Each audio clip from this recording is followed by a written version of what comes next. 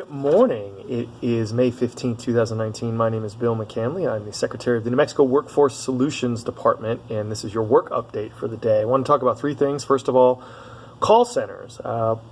Just yesterday, it was announced that what is called Concentrix now, it used to be Convergys in Las Cruces, is laying off some folks. We had similar announcements this year from Volt, also a Las Cruces call center, which apparently was an Apple contractor that lost their contract, and Sitel up here in Albuquerque.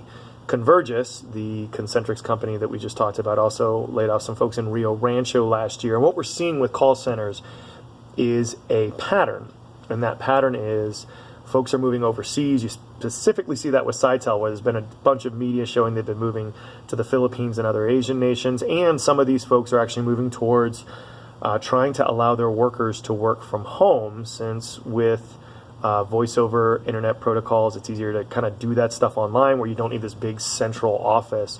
Though some workers are really uncomfortable for that, specifically if they don't have like a third bedroom that they can have a very, very quiet place.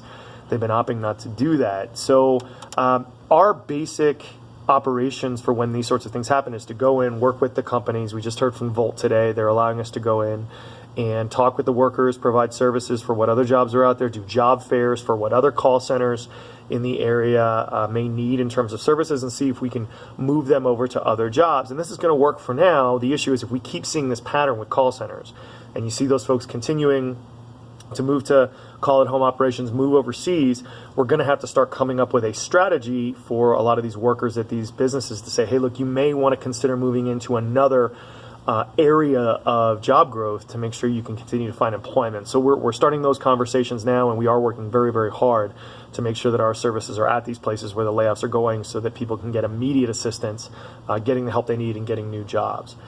Today and tomorrow is the big tribal summit for the state of New Mexico, where all of the heads of the state's tribes and pueblos are meeting together and with all of us as state agencies. And there has been a very, very strong effort by Governor Lujan Grisham to have all of us go in and say, okay, what are we doing at our areas and how can we do a better job of helping you? As many of you know, the demographic numbers in New Mexico's Native American communities are not good for things like employment, poverty, education, and we need to do a better job making sure that we're working with them to get them services they need so that people can lead better lives. For our department, we actually oversee these regional workforce boards, and I'm not going to dive into the weeds because it gets really complicated, but the long and short of it is the overall people that are supposed to be in charge of overseeing these millions of dollars of workforce money are supposed to be the heads of the cities, the chairs of the county commissioners, and the presidents of the chapter houses on Navajo Nation, Mescalero and Hickory Apache, and the presidents of all the Pueblo tribes in the state. And mostly they haven't really been included in those discussions. So one of my really big deals is say, okay, here are the programs that we have.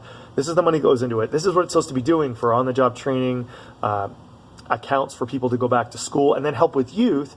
And we should be including you all in the process so that you can figure out, are there ways that those organizations and that money can be used to help your folks through your organizations? We need to do a better job at that, and we're going to start that today. Lastly, our organization, the New Mexico Workforce Solutions Department, just today is revealing a single sign-on feature for all of our websites for customers. So if you are an unemployed person and you're registering for unemployment, if you're looking for a job, you're going to create a single account and go to a single place. This sounds like it's really easy to do, has been something that's been worked on here for a couple of years now, but we're trying to make things easier, less bureaucratic, and simpler for all customers. And so that's going out today.